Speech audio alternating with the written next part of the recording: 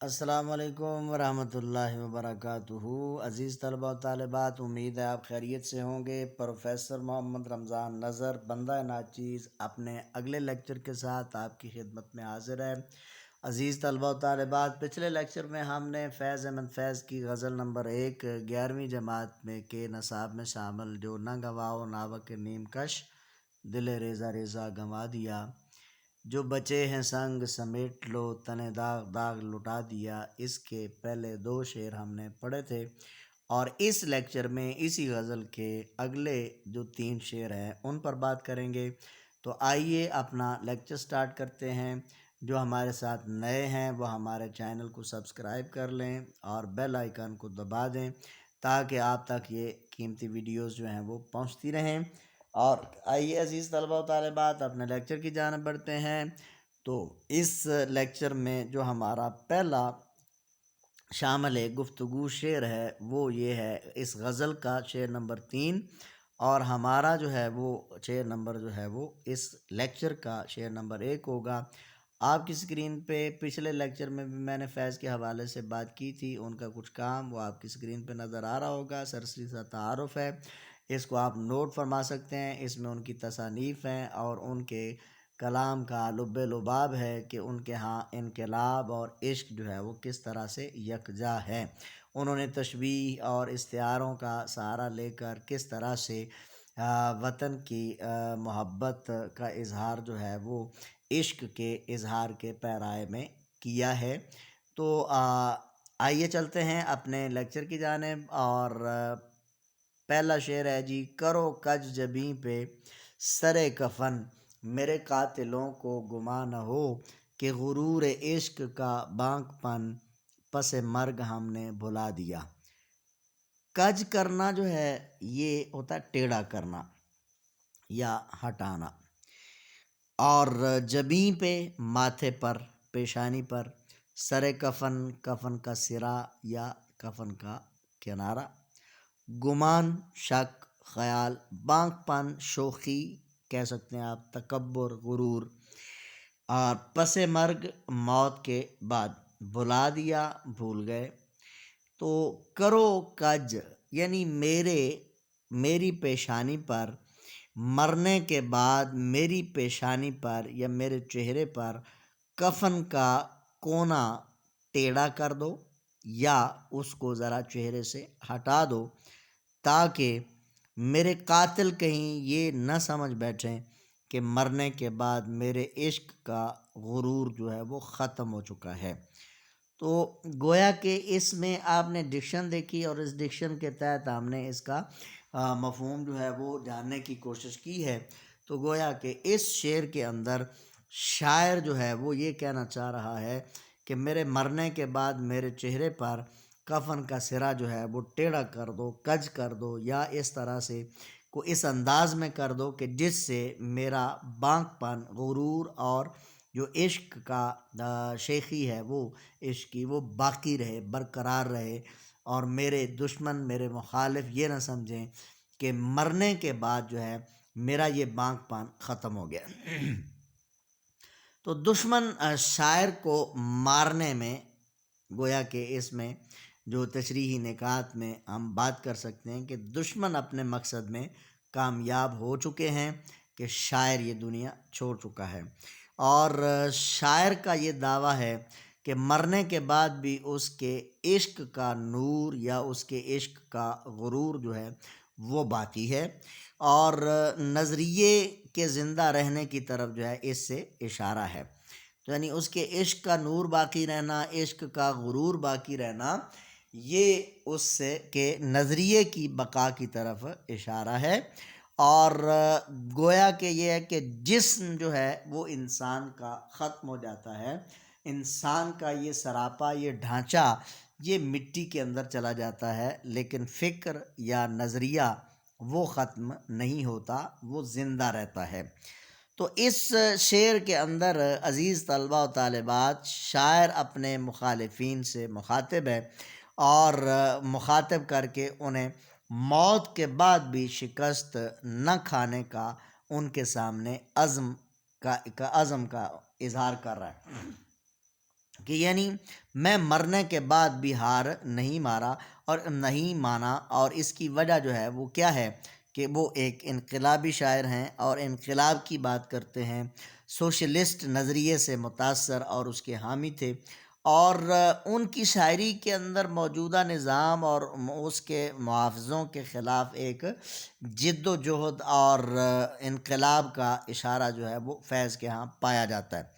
تو ان کے جو ہے وہ یہ غزل بھی ان کے بہت ہی ہر دل عزیز اور انقلابی دوست میاں افتخار الدین کی وفات پر لکھی گئی تھی، تو لہٰذا یہ غزل آپ کہہ سکتے ہیں کہ ایک مرثیہ ہے جو کہ ان کے دوست میاں افتخار الدین کی موت پر لکھا گیا۔ تو یہ ایک انقلابی کی موت پر لکھے جانے والا یہ ایک ترانہ ہے، تو لہٰذا شاعر اس میں اپنے نظریاتی مخالفین کو مخاطب کر کے وہ یہ کہنا چاہ رہے ہیں کہ وہ تم یہ نہ سمجھنا کہ اگر شاعر کو قتل کر دیں گے اس دنیا سے، اپنے راستے سے ہٹا دیں گے، تو وہ اس کی سوچ اور انقلابی فکر کو بھی ختم کرنے میں کامیاب ہو جائیں گے، بلکہ ایسا کچھ بھی نہیں ہے۔ عام طور پر نظریاتی اور انقلابی لوگ جو ہیں یہ بات اپنے دشمنوں سے مخاطب ہو کر کہا کرتے ہیں کہ گویا کہ اگر تم ہمیں قتل کر سکتے ہو لیکن ہماری فکر کو ختم نہیں کر سکتے، تو لہٰذا شاعر کے خیال میں بھی یہ نظریاتی وابستگی اور عشق ہے سے ان کا جو ایک عشق ہے، عشق کی حد تک نظریاتی وابستگی ہے ان کی نظریے سے کہ مر کے بھی ان کے دل سے رخصت نہیں ہوتی یہ نظریہ، اور جسم مٹی ہو جاتے ہیں لیکن عشق اور نظریہ اور فکر زندہ رہتی ہے، اور یہ سارے معاملات جو ہیں ظالم حکمران یا دشمن اپنے مخالفین کو تو ختم اپنے راستے سے ہٹا دیتے ہیں، لیکن ان کی فکر جو ہے اس کا گلا کبھی بھی گھونٹ نہیں سکتے، اور انقلابی سوچ لوگوں کے مرنے کے بعد بھی نسل در نسل جو ہے وہ لوگوں میں منتقل ہوتی رہتی ہے، کیونکہ میرے سینے میں نہیں تو تیرے سینے میں صحیح ہو کہیں بھی آگ لیکن آگ جلنی چاہیے۔ تو اس شعر کے اندر شاید بھی جو ہے وہ یہی بات اپنے نظریاتی مخالفین سے کہنا چاہ رہا ہے کہ تمہارے ہر ظلم و ستم جو ہے کے مقابلے میں ہم کیا جائیں گے، دنیا سے چلے جائیں گے نا، ہماری جان چلی جائے گی، اور ظلم و ستم جو ہے وہ تم نے جتنے بھی کیے ہیں، پہاڑ توڑے ہیں ہم پر مصیبتوں کے، کہ تمہارے ظلم و ستم سہتے سہتے ہم اس دنیا سے تو رخصت ہو گیا ہوں، لیکن تم یہ جو ہے ضرور تمہیں اندازہ ہو جائے گا کہ تم اس بات سے میرے دنیا سے چلے جانے سے کیا تمہیں اس بات پہ خوشی ہے، تم خوش ہو رہے ہو اور بغلیں بجا رہے ہو کہ کیا ہے انقلابی سوچ کو بھی ختم کر دیا ہے؟ نہیں، اس بات پر تم غلط ہو۔ ان کی اس غلط فہمی کو دور کرنے کے لیے جو ہے وہ تم لوگ کیا کرو، ایسا کرو اے میرے مداحوں، اے میرے جنازے کے پاس کھڑے ہوئے ہو، تم ان میرے مخالفین کی غلط فہمی کو دور کرنے کے لیے ایسا کرو کہ میرے چہرے پر جو ہے وہ کفن کا سرا جو ہے وہ اس کو ٹیڑھا کر دو، اس کو بل دے دو، تاکہ اس بل سے اس بات کی طرف اشارہ ہو، یا میرے چہرے سے کفن کا سرا ہٹا دو تاکہ ان کو پتہ لگے، انہیں دکھاؤ کہ وہ صرف مجھے قتل کرنے میں کامیاب ہوئے ہیں، لیکن میرا نظریہ اور میرا عشق ابھی بھی جو ہے وہ باقی ہے، اور میرے عشق کا غرور بھی باقی ہے، عشق کا نور بھی جگمگا رہا ہے، تو یہ وہ نور میرے مرنے کے بعد بھی میری جبین کو، میرے ماتھے کو منور کرتا رہے گا۔ شاعر یہ چاہتا ہے کہ ان کے دشمن کسی غلط فہمی میں نہ رہیں، کہ وہ یہ نہ سمجھیں کہ وہ کامیاب ہو چکے ہیں، بلکہ انہیں ناکامی ہوئی ہے۔ آزادی کے نغمے جو ہیں وہ اس کے بعد بھی گنگنائے جائیں گے، لوگ انقلاب کے لیے آگے آتے رہیں گے، اور وہ ظلم اور ستم کے خلاف آواز اٹھاتے رہیں گے، کیونکہ بقول مولانا ظفر علی خان اگر ہم یہ کہیں کہ گویا کہ شاعر کا بھی یہی نظریہ ہے کہ میرے جیسے ہوں گے پیدا سینکڑوں اہل سخن، نقطہ نقطہ جن کا آزادی کی جاں ہو جائے گا، تو گویا کہ شاعر جو ہے یہ کہہ رہے ہیں کہ میرے ماتھے پر بھی کفن کا سرا ٹیڑھا کر دو کہ کہیں میرے مخالفین یہ نہ کہیں کہ مرنے کے بعد کس طرح بے سود اور بے حس و حرکت پڑا ہے۔ اب اس کے غرور کا ساری جو ہے وہ اس کے عشق کا غرور اور اس کے نظریے کی اکڑ جو ہے وہ ساری جاتی رہی ہے، بلکہ ٹیڑھا کر دو کفن کا سرا کہ ہمارے عشق کا غرور عشق کا جو بانک پن ہے وہ مرنے کے بعد بھی باقی رہے۔ اور اس لیے یہاں آپ یہ بات بڑی قابل غور ہے کہ مرنے کے بعد جب جسم بے روح ہو جاتا ہے تو انسان کا چہرہ بھی بے نور ہو جاتا ہے، اور اس کے چہرے پر موت کے جو ہے وہ آثار اور موت کی پژمردگی چھا جاتی ہے۔ لیکن شاعر یہ کہہ رہا ہے کہ اس کے غرور عشق کا بانک پن جو ہے وہ مرنے کے بعد بھی قائم رہے گا۔ اصل بات یہ ہے کہ اس کی فکر اور نظریے کی حیات کی طرف جو ہے وہ اس بات سے وہ اشارہ کر رہے ہیں، گویا کہ شاعر پر یقین ہے کہ اس کے مرنے کے بعد بھی اس کا نظریہ اور اس کی فکر جو ہے وہ زندہ رہیں گے۔ موت صرف جسم کو آتی ہے، جبکہ عشق، نظریہ، فکر زندہ رہتا ہے اور فکر زندہ رہتی ہے، اور یہی عشق جو ہے، یہی فکر، یہی نظریہ چراغ بن کر جب روشن ہوتا ہے تو پھر آہستہ آہستہ دوسرے چراغ بھی جلنے لگتے ہیں، تو یہاں تک کہ روشنی اندھیرے پر غالب آ جاتی ہے۔ اور غالب ہی کی زبان میں اگر ہم یہ کہیں کہ ہاں، روشنی جو ہے وہ اس پر غالب آ جاتی ہے، اور یہاں تک کہ ہم یہ کہہ سکتے ہیں شاعر کی زبانی کہ جنہیں حقیر سمجھ کر بجھا دیا تو نے، یہی چراغ جلیں گے تو روشنی ہوگی۔ تو عزیز طلبہ و طالبات، یہ اس کے چند ایک نکات تھے، تو اس حوالے سے آپ اشعار دیکھ لیں، تو یہ اشعار آپ کی سکرین پہ نظر آ رہے ہیں، اس حوالے سے آپ ان کو کوٹ کر سکتے ہیں اس شعر کی تشریح میں کہ میرے سینے میں نہیں تو تیرے سینے میں سہی، ہو کہیں بھی آگ لیکن آگ جلنی چاہیے۔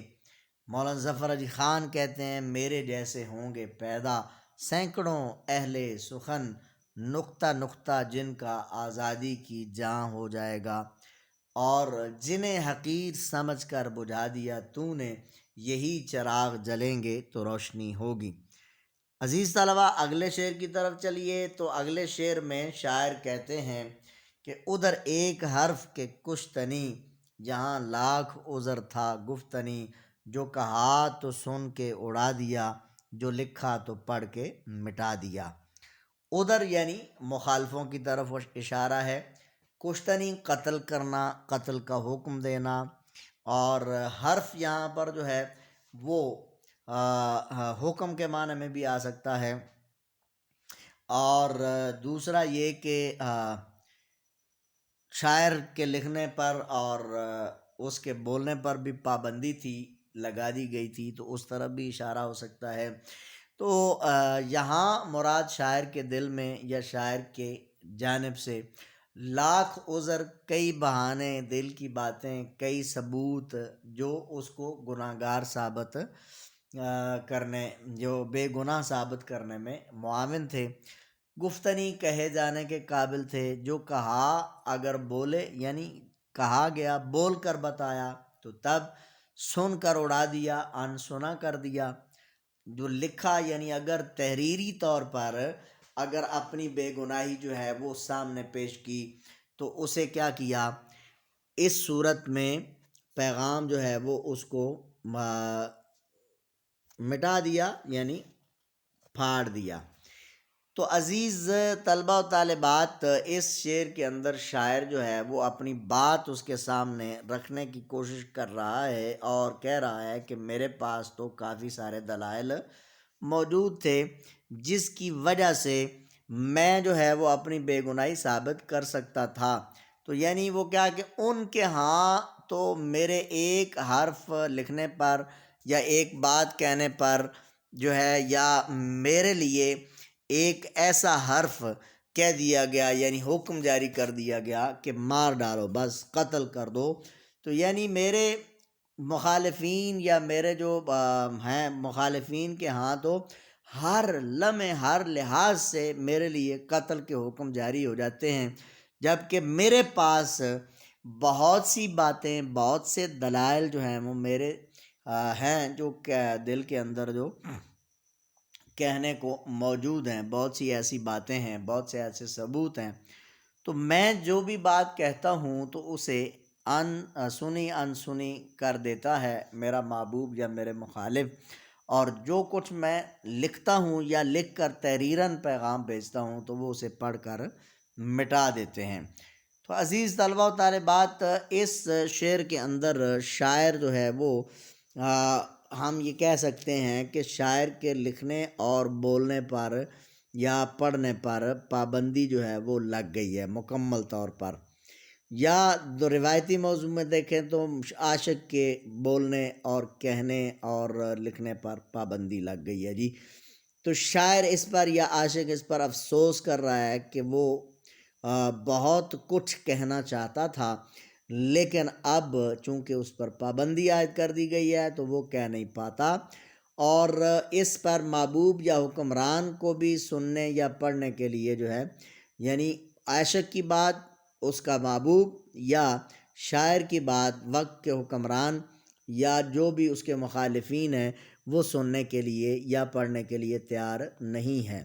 تو لہٰذا ایسی تمام تر صورتحال میں ہم یہ کہہ سکتے ہیں کہ یہ شعر جو ہے ظلم اور جبر کے دور کے اندر جو زباں بندی کی جاتی ہے، جو پابندی لگائی جاتی ہے،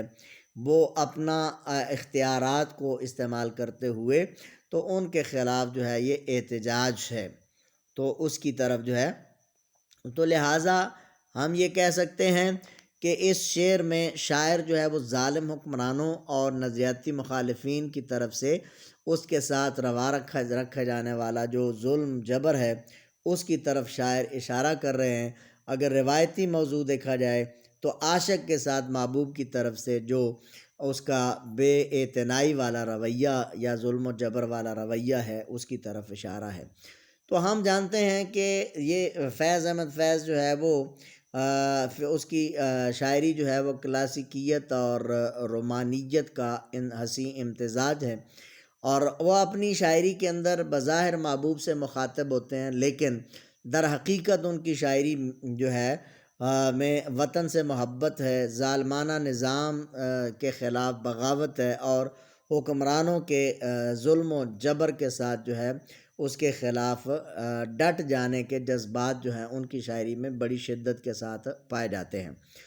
تو اس لیے یہ غزل بھی ان کے اپنے وہ انقلابی دوست کے مرنے کے بعد لکھی گئی تھی، تو لہٰذا اس کے اندر جو ہے تو اس راول پنڈی سازش کیس کے اندر بھی انہیں جیل کا خاتمہ جو ہے سامنا کرنا پڑا، اور ان پر یہ الزام لگایا گیا کہ حکومت کا تختہ الٹنے کی سازش جو ہے وہ کی گئی ہے۔ تو اس جرم کے اندر بہت سے فیض کے ساتھ ان کے ساتھ اور بھی لوگ جو ہیں وہ جیل میں گئے تھے، تو لہٰذا اس جرم کی پاداش میں یا اس الزام کے حوالے سے فیض احمد فیض پر لکھنے، بولنے اور پڑھنے پر مکمل طور پر پابندیاں لگائی گئیں، ان کی تحریر، ان کی تقریر کو روک دیا گیا۔ تو یہ ایسی گھٹن والی فضا تھی جس کے بارے میں اقبال نے بھی کہا تھا کہ یہ دستور زباں بندی ہے کیسا تیری محفل میں، یہاں تو بات کرنے کو ترستی ہے زباں میری۔ تو ایسی صورتحال کے ساتھ فیض احمد فیض جو ہیں وہ بھی دو چار تھے، تو اب وہ مخاطب ہیں اس پس منظر میں، شاعر جو ہے وہ حکمران اب ظلم و ستم پر اتر آئے ہیں، اور انہوں نے لکھنے بولنے پر بھی پابندی لگا دی ہے، اور ہر لحاظ سے ہمیں سزا دینے کے در پہ ہیں، اور ان کی طرف سے صرف ایک ہی لفظ ہے کہ قتل کر دو، مار دو، کشتنی کا حکم جاری کیا گیا ہے، اور لوگوں تک جو ہے وہ آواز دبانا چاہتے ہیں ہماری، میرے خیالات لوگوں تک نہ پہنچیں، اس لیے تو شکوہ کرتے ہوئے شاعر کہتے ہیں کہ آج ظلم اور جبر کا یہ عالم ہے کہ صرف ایک حرف لکھنے پر قتل کر دیا جاتا ہے، اور جب کہ شاعر کے دل میں بہت سی باتیں اور ارمان مچل رہے ہیں جو وہ لکھنا چاہتا ہے۔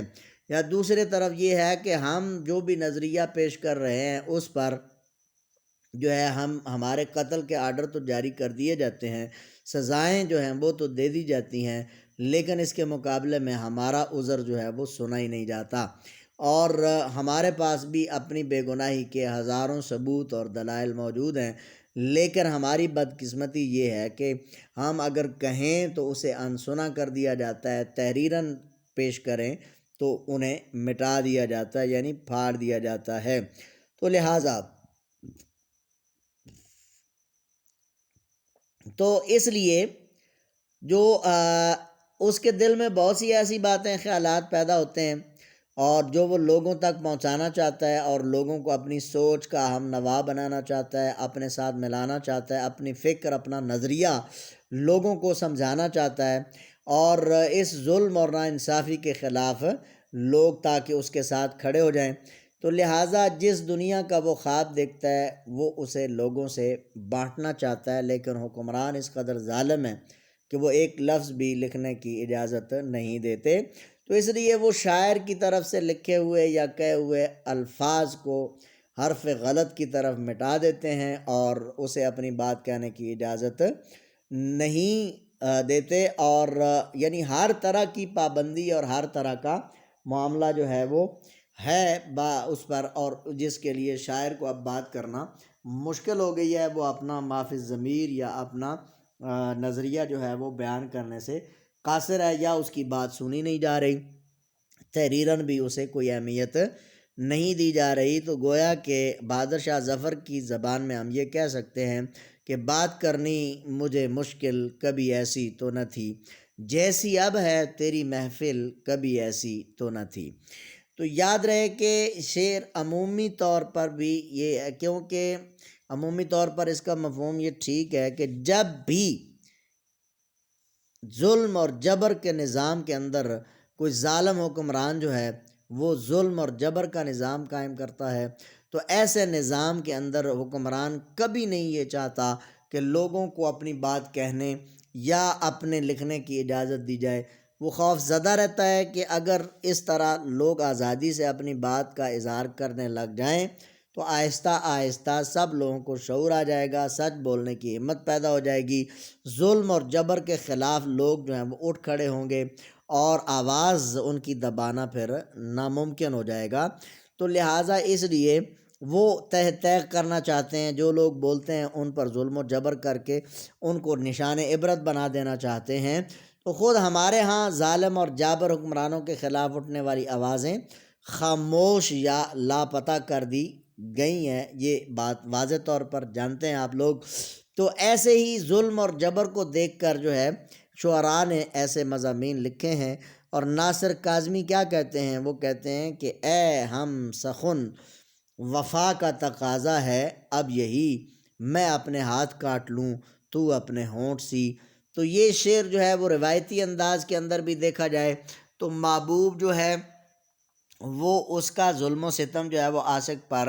اتنا بڑھ گیا ہے کہ عاشق و محبوب کی محفل میں لب کشائی کی بھی اجازت نہیں ہے، لیکن وہ اگر حوصلہ اور ہمت جوڑ کر اپنا مدعا اور مقصد بیان کر بھی دے تو پھر اسے ان سنی کر دیا جاتا ہے، اس کی بات پر توجہ نہیں دی جاتی اور اسے قابل سماعت ہی نہیں سمجھا جاتا۔ لیکن کچھ عاشق جو ہیں وہ روایتی حدود کے برخلاف ضدی واقع ہوتے ہیں، اور وہ اگر محبوب ہماری بات کو سن نہیں سکتا تو پھر کیا ہے، اپنے جو ہے وہ درد کو الفاظ کی صورت میں محبوب تک پہنچا دیا جائے۔ تو ایسی صورت میں بھی جو ہے، ایسی حالت میں بھی محبوب اسے پڑھنا بھی پسند نہیں کرتا، بلکہ پھاڑ کر اسے تار تار کر کے ردی کی ٹوکری میں پھینک دیتا ہے۔ تو وہ حقیقت میں کاغذ کے ٹکڑے کو تار تار نہیں کر رہا ہوتا، بلکہ وہ تو دل محبوب کو پارا پارا کر رہا ہوتا ہے، اس کو اس کے ٹکڑے کر رہا ہوتا ہے۔ تو اسی عادت کا تذکرہ کرتے ہوئے میر درد جو ہیں وہ کچھ اس طرح سے بہتے ہیں، کہتے ہیں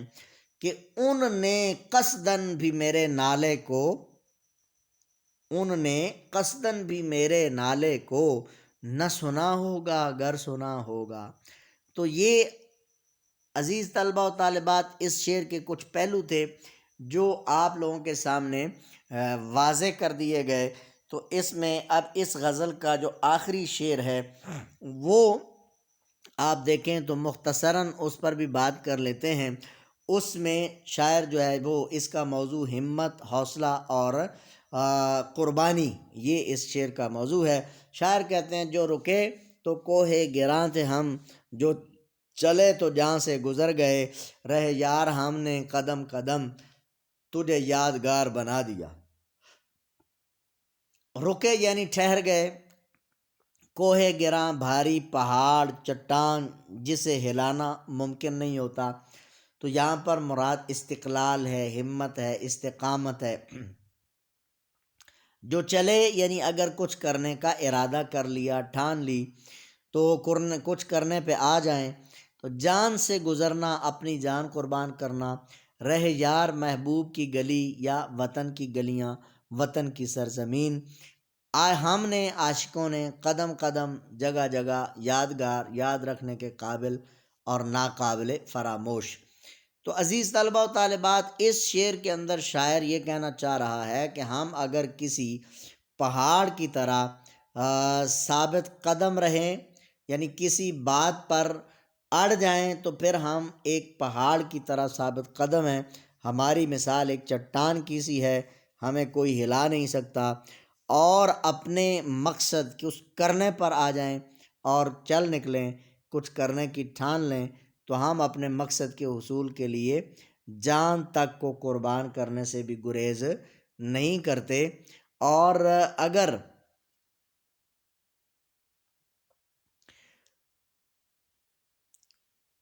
جب یہ بات ہوئی تو کسی بات پر ہم اڑ جائیں تو چٹان، اور اگر کوئی مہم سر کرنے کی ٹھانیں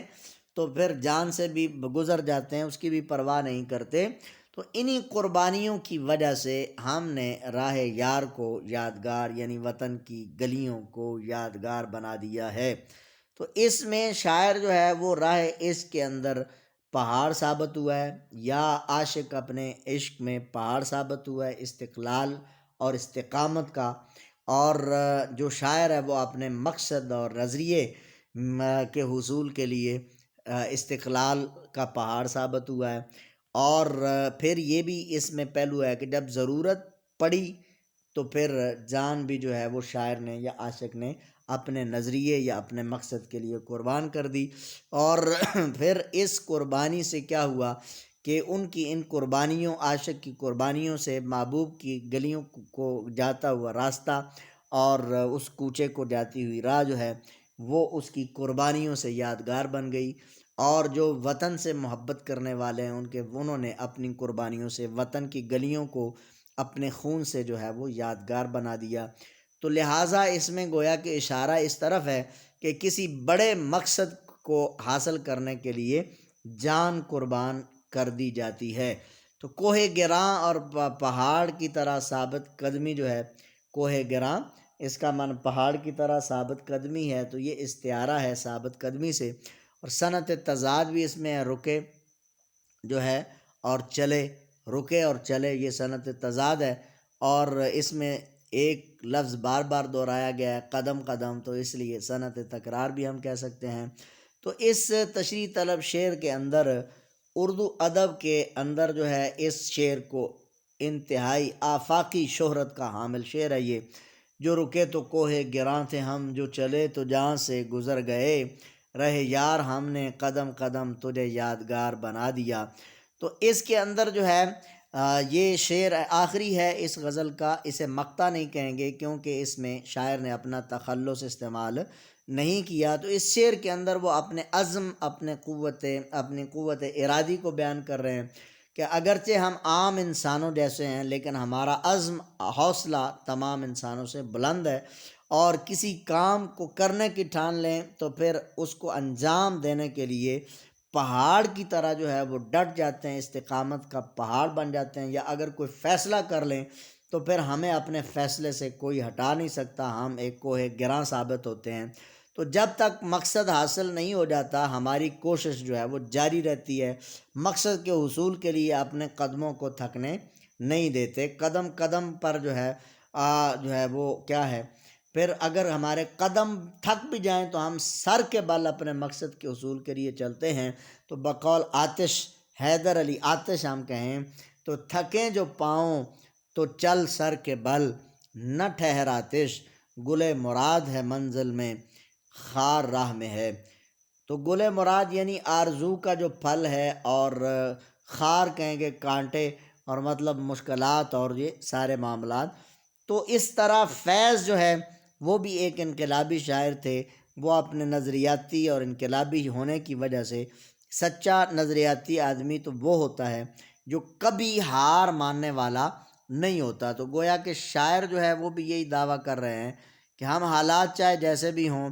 جس طرح کے بھی جو ہے وہ حالات ہمارے ارد گرد ہو جائیں، ہم اپنے جو ہے مقصد سے ہٹنے والے نہیں ہیں، مشکلات تکلیفوں سے گھبرانے والے نہیں ہیں۔ ہاں، اب مقصد کے حصول کے لیے بڑھتے رہیں گے، کبھی تھک کر ہار کر اپنی جدوجہد کو ختم نہیں کریں گے۔ ہر مصیبت تکلیف کا بڑے حوصلے سے، ہمت سے ہم مقابلہ کریں گے، اور اپنے نظریے کو زندہ رکھیں گے، اور اونچا اڑنے میں جو ہے وہ بلکہ یہ مشکلات جو ہیں یہ ہمارا کچھ نہیں بگاڑ سکتی۔ یہ مخالف سمت سے آنے والی ہوائیں جو ہیں یہ ہمیں روک نہیں سکتی، کیونکہ صادق حسین سیالکوٹی کی زبان میں اگر کہا جائے کہ تم دیے باد مخالف سے نہ گھبرا اے عقاب، یہ تو چلتی ہے تجھے اونچا اڑانے کے لیے۔ تو لہٰذا فیض بھی جو ہے عزم اور استقلال کے کوہ گراں جو ہیں وہ بنے ہیں، اور وہ اپنے پہلے مصرعے میں کوہ گراں کا استعارہ لائے ہیں، اور یعنی ایسا بھاری پتھر جسے کسی بھی طرح سے راستے سے ہٹایا نہیں جا سکتا۔ تو فیض سمجھتے ہیں کہ وہ اپنے عشق کی راہ میں، اپنے نظریے کی راہ میں اس بھاری پتھر کی طرح ڈٹ گئے ہیں۔ ہزار مصیبتیں تکلیفیں آئیں اور ان کو متزلزل کرنے کی کوشش کی گئی، لیکن ان کا عزم اور ارادہ جو ہے وہ غیر متزلزل رہا، کیونکہ مولانا ظفر علی خان کی زبان میں ہم اگر کہیں کہ ارادے جن کے پختہ ہوں، نظر جن کی خدا پر ہو، تلاطم خیز موجوں سے وہ گھبرایا نہیں کرتے۔ اور اسی لیے جو ہے اس راہ کے اندر جو ہے وہ راہ عشق کے اندر جان لٹانے کی باری جو ہے جب آتی ہے تو شاعر کہتے ہیں کہ ہم پیچھے ہٹنے والے نہیں ہیں۔ ہر لحاظ سے ہمیں جو کچھ بھی ہو، تو شاعر سمجھتا ہے کہ اپنے عشق کی راہ میں، اپنے نظریے کے راستے میں یہ قیمتی متاع بھی بہت معمولی سی شے ہے، اس لیے کہ اس پرخطر راہ میں جب جان کی بازی لگانے کا موقع آئے تو وہ کہتے ہیں کہ ہم پیچھے ہٹنے والے نہیں ہیں، بلکہ اپنی جان ہتھیلی پر لیے میدان کارزار میں اتر جاتے ہیں، کیونکہ کام مردوں کے جو ہیں سو وہی کر جاتے ہیں، جان سے اپنی جو کوئی کے گزر جاتے ہیں۔ تو پھر وہ اپنے وطن کی گلیوں سے بھی مخاطب ہیں، اور اپنے یار کے کوچے کی گلیوں سے بھی، رہے یار جو ہے اس سے بھی مخاطب ہیں کہ میں نے تمہاری خاطر اپنا لہو تک بہانے سے گریز نہیں کیا، قدم قدم پر اپنے خون کا نذرانہ پیش کیا، اور قدم قدم پر قربانیاں دیں، اور کوچے جانا جو ہے اس کی طرف جو جاتی راہ ہے اس کے لیے بھی ہم نے کیا ہے ہر جگہ پر کیا ہے قربانی پیش کی ہے، تب جا کر جو ہے ہم کوچے میں جا پہنچے ہیں۔ تو جب کبھی بھی ظلم اور جبر کے دور کی بات ہوگی، قربانیوں کی وجہ سے جو ہے وہ یاد کیے جاتے ہیں، لوگ یاد کیے جاتے ہیں، وہ قربانیاں یاد کی جاتی ہیں۔ تو لہٰذا گویا کہ وہ کہہ رہے ہیں کہ ہم نے اپنے خون سے ان گلیوں کو یادگار بنا دیا ہے، اور آنے والی نسلیں ان قربانیوں کو یاد رکھیں گی۔ تو لہٰذا جب بھی ظلم و ستم کی بات ہوگی، اور اس وقت جو ہے وہ تو اس کے ساتھ ساتھ شاعر کی قربانیوں کا ذکر بھی، یا عاشق کی قربانیوں کا ذکر بھی آئے گا، تو لوگ ان سے محبت سے جو ہے وہ اسے یاد کریں گے، اور ہمیشہ اپنے دل میں اسے زندہ رکھیں گے، کیونکہ دی جان ایسے ہوش سے اپنے کہ خلق کو جینے کا میرے تا دم آخر یقین رہا۔ تو عزیز طلبہ و طالبات، یہ اس شعر کے کچھ نکات تھے جن پر ہم نے بات کی ہے، اور آپ اپنی اسکرین پہ دیکھ سکتے ہیں کہ آپ کی اسکرین پہ نظر آ رہے ہیں اشعار، یہ آپ اس حوالے سے آپ اس میں جگہ جگہ جو ہے وہ آپ پٹ کر سکتے ہیں ان اشعار کو، اپنے مضمون اور شعر کے مضمون کے مطابق ڈال کر۔ تو اسی کے ساتھ ہمارا یہ لیکچر جو ہے اپنے اختتام کو پہنچتا ہے۔ اپنا خیال رکھیے گا، اللہ تعالیٰ آپ کا حامی و ناصر رہے۔ مجھے اجازت دیجیے اگلے لیکچر تک کے لیے۔ اللہ حافظ، اللہ نگہبان۔ لیکچر اچھا لگا ہو تو ویڈیو کو لائک کریں، چینل کو سبسکرائب کریں اور بیل آئیکن کو دبائیں تاکہ آپ کو ہر نئی آنے والی ویڈیو جو ہے وہ آپ تک پہنچ سکے، اس کا نوٹیفیکیشن مل سکے۔ اللہ حافظ۔